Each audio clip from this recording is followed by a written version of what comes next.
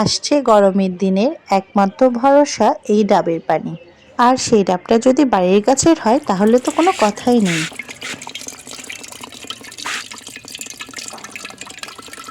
একটা আনবো।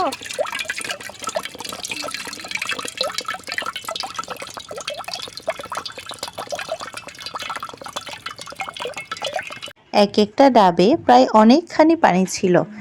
ডাবের পানি সব ওয়েদারেই ভালো লাগে, কিন্তু গরমের দিনে মনে হয় অন্যরকম একটা প্রশান্তি নিয়ে আসে। সো হ্যালো এভরিওয়ান, শুভ দুপুর সবাইকে।